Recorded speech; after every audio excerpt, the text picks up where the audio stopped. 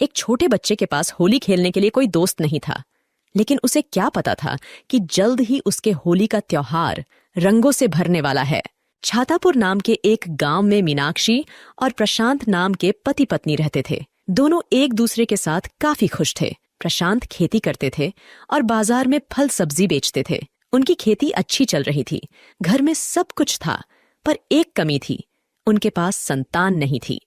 वे दोनों भगवान कृष्ण के बड़े भक्त थे और हमेशा उनसे संतान का आशीर्वाद मांगते थे। एक दिन मीनाक्षी घर में झाड़ू लगा रही होती है कि अचानक से उसे चक्कर आ जाता है और वह गिर जाती है। गांव के वैद्य ने जांच करके बताया कि मीनाक्षी मां बनने वाली हैं। इस खबर से उनकी खुशी का ठिकाना नहीं रहा। दोनों मिलकर भगवान का धन्यवाद करते हैं। धीरे धीरे 9 महीने का समय बीत जाता है और मीनाक्षी सुंदर से पुत्र को जन्म देती है और उसका नाम वो शिवम रखती है। और जब थोड़ा बड़ा हुआ तो वो भी अपने माता पिता के साथ भगवान कृष्ण की पूजा करने लगा। वो शाम को रोजाना बाहर खेलने जाता, लेकिन हर रोज वो निराश हो जाता क्योंकि उसके साथ खेलने वाला एक भी बच्चा नहीं था। वो काफी अकेला महसूस करता था। एक दिन वो श्री कृष्ण से प्रार्थना करता है, हे भगवान, मेरे साथ कोई बच्चा खेलने नहीं आता है, मैं किसके साथ खेलूं भगवान? आप ही बताओ ना।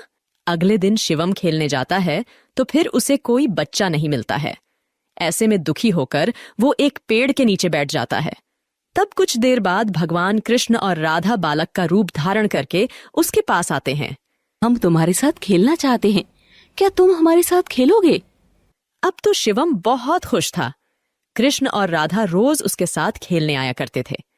एक दिन खेलते खेलते भूख लगने पर शिवम ने अपनी माँ से कुछ खाने को मांगा। माँ, मुझे कुछ खाने के लिए दे दो, मैं अपने दोस्त कृष्ण और राधा के साथ खाऊंगा। माँ ने उसे फल दिए और शिवम रोज अपने नए दोस्तों के साथ खाना खाने लगा।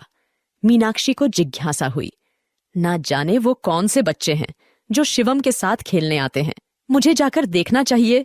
ये सोचकर मीनाक्षी उन बच्चों को देखने चली जाती है, लेकिन जैसे ही वो शिवम के पास पहुंचती है कि कृष्ण और राधा वहां से गायब हो जाते हैं। अरे बेटे, कहाँ हैं तुम्हारे वो दोस्त? मुझे तो नजर नहीं आ रहे हैं। माँ, अभी तो यहीं थे, पता नहीं कहाँ चले गए। वो तुमसे डर गए होंगे माँ, अब तुम यहाँ कभी मत आना। जब शिवम फिर से खेलने गया तो उसे भगवान कृष्ण और राधा नहीं मिले। दिन बीतते गए और वह अकेला महसूस करने लगा। उसका दिल भर आया और वह रोने लगा और जोर जोर से कृष्ण और राधा का नाम पुकारने लगा। कुछ समय बाद भगवान कृष्ण और राधा फिर से प्रकट हुए। तुम इस तरह से क्यों चले गए? अच्छा ठीक है विकास, हमें माफ कर दो। कल होली है ना, हम लोग तुम्हारे साथ रंग खेलने आएंगे, तुम रंग लेके आना, ठीक है? शिवम खुशी खुशी घर जाता है और दूसरे दिन अपनी माँ से रंग मांगता है। माँ, आज मैं कृष्ण और राधा के साथ होली खेलूंगा, तुम मुझे एक बर्तन में रंग घोल कर दे दो।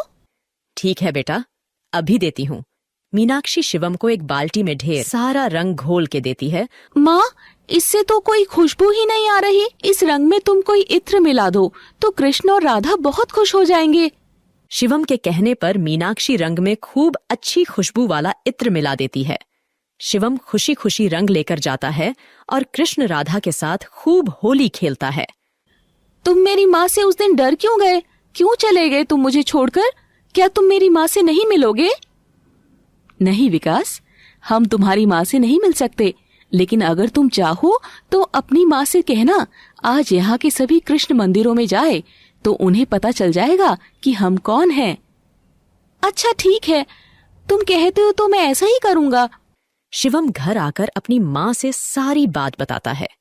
तब मीनाक्षी गांव में मौजूद भगवान कृष्ण के तीनों मंदिर में जाती है तो उसे हर मंदिर में भगवान कृष्ण की मूर्ति से उसी इत्र की खुशबू आती है जो उसने रंग में मिलाई थी। ऐसे में मीनाक्षी समझ जाती है कि वो दोनों बच्चे कोई और नहीं बल्कि स्वयं भगवान कृष्ण और राधा रानी थीं। हे भगवान, आप हमें दर्शन नहीं दे सकते क्योंकि हम इतने साफ दिल नहीं हैं, लेकिन आपकी कृपा हमारे ऊपर हमेशा बनी हुई है। इस बात से हम बहुत खुश हैं।